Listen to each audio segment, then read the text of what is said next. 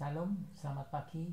Bertemu kembali di Mimbar Gemar Online pagi ini, tanggal 24 Agustus 2023. Mimbar Gemar Online pagi ini saya terberkati di dalam Amsal 3 ayat yang ke-16. Saya bacakan, demikian bunyi firman: umur panjang ada di tangan kanannya, di tangan kirinya kekayaan dan kehormatan. Amsal 3 ayat 16 menyatakan dengan jelas bahwa Tuhan Yesus Kristus akan melimpahkan berkat, yakni umur panjang, kekayaan, dan kehormatan. Janji pemberitaan berkat ini sudah dibuktikan sendiri oleh Raja Salomo. Kendati demikian, pada ayat sebelumnya dijelaskan bahwa berkat itu diberikan dengan beberapa syarat. Syarat pertama, umat tidak boleh menolak didikan Tuhan dan tidak boleh bosan jika diperingatkan oleh Tuhan. Apabila Tuhan Yesus meminta umatnya untuk bertobat, maka harus segera dilaksanakan. Umat Nasrani harus segera meninggalkan dosa dan kembali ke jalan yang benar. Yang kedua, umat Nasrani harus mau diajar oleh Tuhan Yesus. Seluruh aspek kehidupan, pengajaran ini diberikan demi kebaikan anak-anaknya. Yang ketiga, umat Kristen harus bergumul dalam berdoa agar diberikan hikmat dari Tuhan, sehingga umat bisa menjalani kehidupan dengan bijaksana dan sesuai dengan perintah Tuhan Yesus. Di ayat 16 ini menggambarkan bahwa umur panjang ada di tangan Tuhan. Itu suatu anugerah, kita diberi umur panjang oleh Tuhan ya. Kita tidak tahu kapan kita akan dipanggil oleh Tuhan. Kapanpun, waktu tidur pun, walaupun kita melakukan aktivitas kita. Saya menyaksikan sedikit ya tentang diri saya sendiri. Berapa minggu yang lalu ya, saya itu setiap pagi bangun mesti ngasih makan burung di depan. Tidak tahu kenapa saya terpleset, tangan saya tersangkut di kayu. Setelah itu setelah ngasih makan, terus saya cerita sama istri saya bilang gini, ada apa ya ini, mungkin ada sesuatu kayak apa. Terus tidak saya hiraukan. Biasanya tidak seperti itu. Saya jatuh kasih makan biasanya jarang sekali, hampir tidak pernah. Terus saya berangkat kerja. Di dalam pekerjaan itu pun loh, saya waktu melakukan pekerjaan saya naik tidak ada masalah. Waktu turun saya itu jatuh dari lantai 2 itu. Untung saya jatuhnya berdiri. Kan seperti dadakan itu ada lubang, dikasih tutup gitu. Sebenarnya sudah tahu, tidak tahu kenapa kok saya sampai terperosok di situ. Puji Tuhan ya, tangan saya yang sebelah kanan nyangkut bisa memegang sesuatu, yang kiri cuma tersenggol lagi. Jatuhnya berdiri. Terus teman saya bilang, untung kamu nggak di bawahnya, nggak kena barang-barang yang di bawah itu, persis di bawah.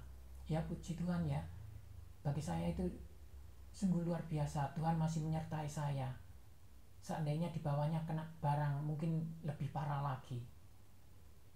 Dan kejadian itu saya berpikir gini, oh Tuhan masih memberi kesempatan bagi saya.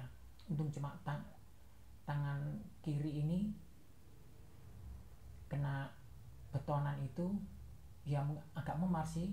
Terus sampai rumah saya urutkan. Ya puji Tuhan sampai sekarang masih bisa melakukan aktivitas.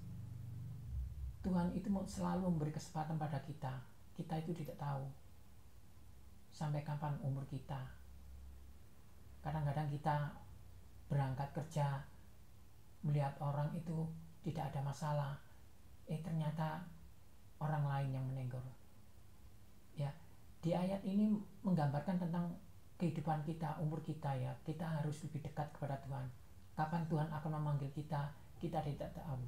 Kita harus selalu mempersiapkan diri dalam waktu ke waktu ya. Ayat yang ke-17 saya bacakan kembali. Jalannya adalah jalan penuh bahagia, segala jalannya sejahtera. Yaitu ayat 17 ini, saya ulang ya. Jalannya adalah jalan penuh bahagia, segala jalannya sejahtera semata-mata. Ya. Ini tekanan di renungan ini oleh pengajaran Paulus ialah agar kita belajar mematikan diri dari segala tindakan atau perilaku duniawi, membuang segala bentuk kemarahan, geram, kejahatan, fitnah, kata-kata kotor dan dusta. Dengan kata lain, Paulus sedang mengajarkan kita untuk menanggapi setiap persoalan dengan cara yang positif, menggunakan belas kasih, kemurahan, kerendahan hati, kelemah lembutan, dan kesabaran. Memang kadang kita itu sulit untuk melakukan hal sabar itu, apalagi kalau kita di jalan ya. Kita sangat sulit sekali kita mempunyai kesabaran. Ketika seseorang melakukan kesalahan, alih-alih mendendam kita, meski mengampuni atas dasar pengampunan yang sudah lebih dulu kita terima dari Tuhan. Saudara-saudara, saudara-saudari, lebih jelas, renungan ini merupakan pengajaran Rasul Paulus kepada jemaat Kolose dengan mengemukakan beberapa unsur persekutuan anak-anak Tuhan. Bahwa persekutuan anak-anak Tuhan, persekutuan orang pilihan yang dikuduskan dan dikasihinya. Setiap pribadi harus mengalami pembaruan, mencakup segi moral, etika, dan spiritual yang telah diselamatkan. Dengan demikian, meninggalkan kebiasaan hidup lama, sikap hidup yang buruk, mengenakan pakaian hidup baru yang yakni belas kasihan, kemurahan hati, kerendahan hati, kelemah lembutan, dan kesabaran. Membuang sikap hidup yang lama yang masih menguasai diri. Perlu menguji diri. Kita harus menguji diri kita sendiri. Apakah sungguh percaya pada keselamatan Tuhan? Persekutuan anak-anak Tuhan harus saling mengampuni seorang dengan yang lain, membuang hal-hal apa saja yang membuat sakit hati, tersinggung satu sama lain. Oleh karena itu, harus sabar terhadap yang lain dan mengampuni seorang yang lain. Hanya dengan sikap demikian, persekutuan anak-anak diperbarui dengan damai sejahtera, sama seperti Tuhan telah mengampuni. Perbuatan jugalah demikian. Tuhan Yesus sebagai teladan dalam pengampunan, maka persekutuan anak Tuhan harus mengikuti jejaknya. Ampunilah mereka, sebab mereka tidak tahu apa yang mereka perbuat. Ayat ini ditulis di dalam Lukas 23 ayat yang ke-24a. Jika ingin membangun persekutuan anak-anak Tuhan, lakukanlah mengampuni seorang yang lain. Jangan menaruh dendam. Kenakanlah kasih sebagai pengikat yang mempersatukan dan menyempurnakan. Memang secara daging kita sulit untuk mengampuni. Semuanya itu kita tetap harus belajar ya. Sebagaimana dianjurkan dalam Amsal 3 ayat 27-35. Jangan menahan kebaikan dari orang yang berhak menerimanya, padahal engkau mampu melakukan. Jangan menunda atau tangguhkan perbuatan kebaikan. Sangat tepat pengantar ayat renungan ini, yakni hendaklah perkataan Kristus diam dengan segala kekayaannya, diam di antara kamu. Ayat 16 tadi menggambarkan, maka sebagai anak-anak Tuhan harus terus-menerus membaca firman Tuhan. Sebab Rasul Paulus juga menekankan bagaimana kamu dapat mengucapkan hal yang baik, sedangkan kamu sendiri jahat karena yang diucapkan mulut meluap dari hati. Firman Tuhan itu dekat kepadamu, yakni di dalam hatimu, di dalam mulutmu.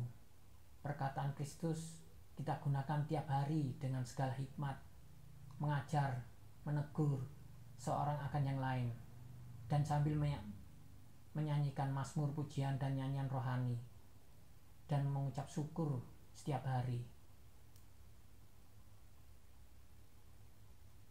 Dalam ayat ini kita digambarkan tentang kasih. Kapan hari saya menghadiri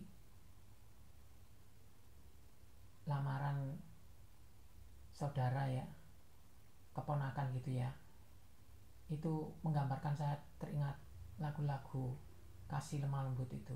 Saya sangat terharu kalau lagu-lagu kasih itu kita nyanyikan, kita mungkin lebih paham akan setiap satu sama yang lain. Hal itu terjadi jika benar-benar perkataan Kristus diam di antara kita, berkuasa di antara kita. Akan tercipta persatuan yang kokoh. Tiap anggota tubuh wajib menjaga dan memelihara supaya hidup damai sejahtera. Jadi wujud dari transformasi hidup ialah segala sesuatu yang kita dengar, perkataan dan perbuatan, lakukan semuanya itu dalam nama Tuhan Yesus, tentang kasih, kesabaran, kelemah lembutan. Transformasi hanya bisa terjadi bila terus-menerus dengan Kristus. Maka transformasi semakin menyerupai Yesus Kristus. Artinya, bagaimana kita melihat transformasi itu diteruskan dan menetapkan tingkah laku yang mulia dan menumbuhkan karakter ilahi. Sebagaimana karakter Yesus Kristus dipraktekannya sepanjang hidupnya dalam pelayanannya di dunia ini. Sebagai Tuhan telah mengampuni, perbuatlah demikian. Akhir kenakanlah kasih dan hendaklah damai sejahtera memerintah dalam hati, menjadi Kristus. Diberhadapkan dengan seseorang yang pernah melukai hati kita, cobalah memandang mereka sebagai pribadi yang harus kita kasihi. Jika hal ini terasa sulit, cobalah kita melakukan atas dasar kasih pada diri sendiri. Memang kita melakukan kasih itu sulit ya. Semuanya itu tetap kita terus belajar. Orang belajar tidak ada batasnya. Bukankah melepaskan pengampunan, melegakan diri sendiri? Jika hal ini masih sulit, cobalah lakukan karena kita menaruh kasih kepada Tuhan. Bukankah Tuhan telah memberikan pengampunan atas segala kesalahan dan dosa-dosa kita? Yang begitu besar jika ternyata tidak bisa juga. Tanyakan pada diri sendiri, layakkah aku disebut pengikut Kristus? Kita harus mengoreksi diri kita. Kita harus memberikan pengampunan. Apapun setiap kesalahan, apapun kesulitan, atau semuanya kita lakukan dengan kasih ya. Mungkin itu aja yang bisa sampaikan Gemar pagi ini, biarlah dapat menjadi berkat dalam kehidupan kita sehari-hari, dalam aktivitas kita sehari-hari. Utamakan kasih, selalu sabar, percaya Tuhan akan menyertai setiap langkah kita ya. Terima kasih, Tuhan Yesus memberkati. Sebelum kita mengakhiri, mari kita berdoa. Kembali kami mengucapkan syukur Tuhan. Terima kasih Yesus, terima kasih. Ajarkan kami selalu mengasihi, ajarkan kami selalu mengampuni ya Tuhan. Oh Tuhan, pakai kami Tuhan. Berikan kami hikmat-Mu atas Engkau ya Tuhan. Tuhan, sebentar kami akan melakukan aktivitas pada hari ini Tuhan. Sertai kami, anak-anak kami, keluarga kami, saudara kami ya Tuhan. Pimpin kami, Sertai kami dan melangkah melakukan aktivitas kami pada pagi ini ya Tuhan. Lingkupi kami dengan kuasa darah-Mu ya Tuhan. Kami tidak mampu berjalan sendiri tanpa Engkau ya Yesus. Terima kasih Yesus, terima kasih. Inilah doa kami alaskan hanya dalam nama Tuhan Yesus Kristus. Haleluya. Amin. Terus bergemar, Tuhan Yesus memberkati.